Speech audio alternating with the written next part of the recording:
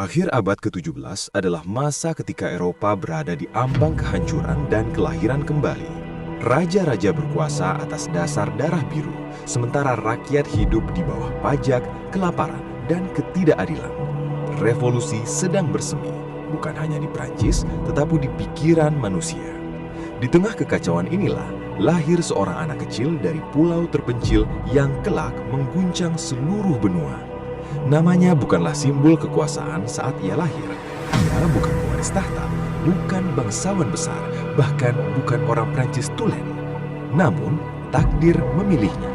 Dunia akan mengenalnya sebagai Napoleon Bonaparte, jenius militer, kaisar, penakluk, dan akhirnya tawanan sejarah. Napoleon lahir pada 15 Agustus 1769 di Ajaccio, Korsika. Pulau itu baru saja jatuh ke tangan Prancis dari Republik Genoa. Keluarganya berdarah Italia dan nama aslinya adalah Napoleone di Bonaparte. Sejak kecil, Napoleon tumbuh dengan rasa keterasingan, bukan sepenuhnya Korsika, bukan pula Prancis.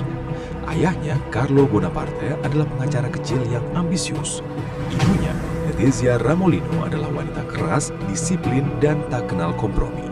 Dari ibunya, Napoleon mewarisi ketahanan mental dan keteguhan luar biasa. Sebagai anak, Napoleon pendiam, mudah marah, dan sangat sensitif terhadap penghinaan. Ia lebih suka membaca buku sejarah dan kisah penaklukan daripada bermain dengan anak lain.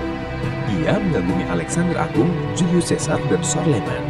Tanpa sadar, ia sedang membangun dunia di dalam pikirannya. Berkat koneksi ayahnya, Napoleon dikirim ke sekolah militer di Prancis. Di sanalah ia benar-benar merasakan pahitnya diskriminasi. Logat Korsikanya diejek, namanya diplesetkan, dan ia dianggap orang asing. Namun Napoleon tidak menyerah. Ia menutup dirinya, mengurung diri dalam buku matematika, geografi, dan ilmu artileri. Ia belajar bukan untuk lulus, tapi untuk menguasai. Pada usia 16 tahun, Napoleon lulus sebagai letnan artileri, salah satu yang termuda. Ketika ayahnya meninggal, Napoleon menjadi tulang punggung keluarga. Ambisi berubah menjadi kebutuhan hidup.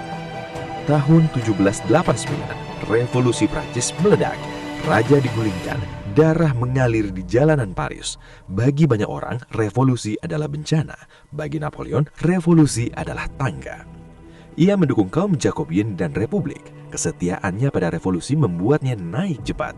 Dalam penggepungan Toulon, ia menunjukkan kecerdikan luar biasa dalam menggunakan artileri untuk mengusir Inggris. Kemenangannya menjadikannya jenderal pada usia 23 tahun. Tahun 1795, Paris kacau. Pemberontakan royalis mengancam pemerintah. Napoleon diberi tugas mempertahankan kota. Ia tidak ragu. Dengan meriam dan peluru anggur, ia menghancurkan pemberontakan dalam hitungan jam. Keputusannya brutal tetapi efektif. Sejak hari itu, Prancis mengenal namanya. Di tengah hiruk-pikuk Paris pasca revolusi, Napoleon bertemu seorang wanita yang sangat berbeda darinya, Josephine de Beauharnais, lebih tua 6 tahun, anggun, berpengalaman, dan terbiasa hidup di lingkaran elit revolusioner. Ia bukan gadis polos yang menunggu diselamatkan, melainkan janda yang telah melihat kematian begitu dekat ketika suaminya dieksekusi pada masa teror revolusi. Napoleon jatuh cinta dengan cepat dan dalam. Cintanya meledak-ledak, penuh gairah dan posesif. Dalam surat-suratnya dari medan perang, ia menulis dengan kata-kata yang hampir putus asa, menuntut kesetiaan, memohon kerinduan, dan memuja Josephine seakan ia adalah satu-satunya jangkar emosional dalam hidupnya. Namun, hubungan ini tidak seimbang. Josephine mencintai kenyamanan, status, dan pengaruh. Ketika Napoleon diberi tugas memimpin tentara Italia pada 1796, banyak yang menganggapnya sebagai pembuangan halus. Pasukan yang ia terima miskin, lapar, berpakaian compang-comping, dan bermoral rendah. Namun, Napoleon melihat sesuatu yang orang lain abaikan, potensi. Ia berdiri di hadapan pasukannya dan berkata bahwa ia akan membawa mereka ke tanah yang kaya, penuh kehormatan dan kemenangan.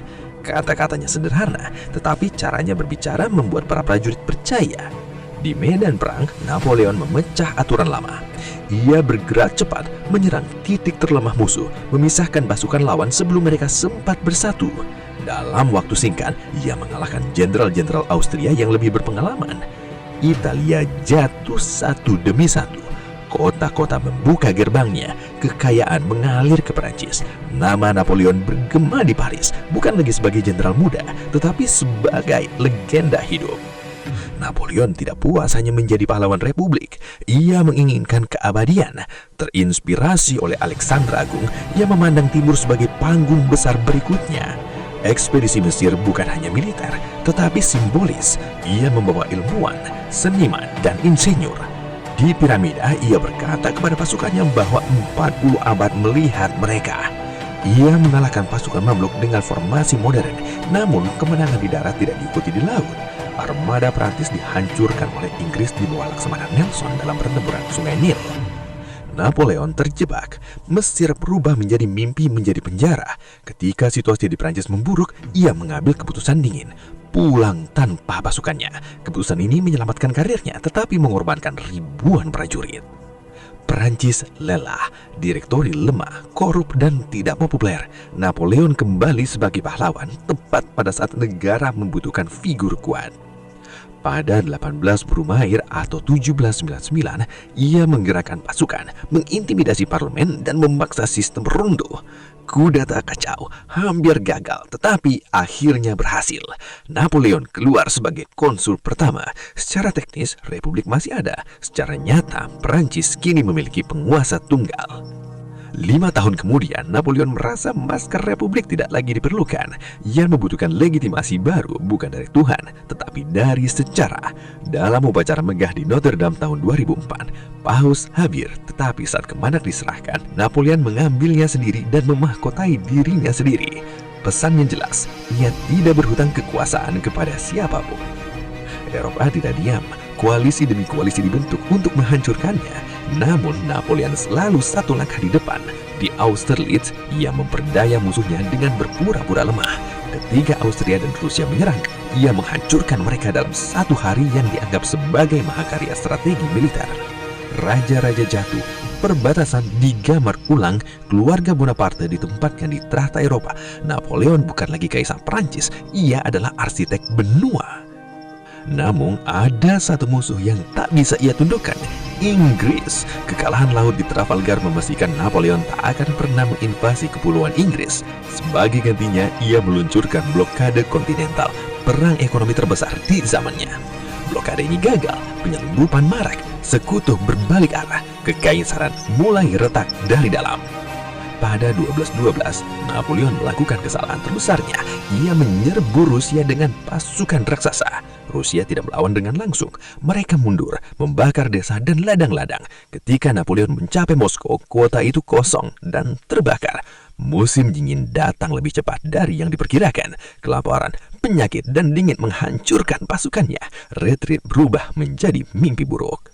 Kelemahan Napoleon terlihat, musuh-musuhnya bersatu. Ia dikalahkan dan dipaksa turun tahta. Ia diasingkan ke Pulau Elba, sebuah kerajaan kecil untuk mantan kaisar besar. Namun ambisi belum mati.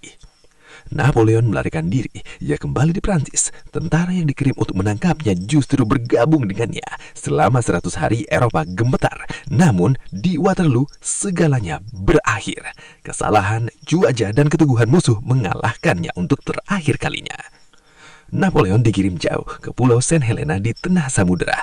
Tidak ada tentara, tidak ada pasukan. Di sana ia menulis, mengenang, dan membentuk legenda tentang dirinya sendiri. Ia ingin dikenang bukan sebagai tiran, tetapi sebagai anak zaman revolusi. Pada 1821, Napoleon Bonaparte meninggal dunia. Namun namanya tidak pernah benar-benar mati.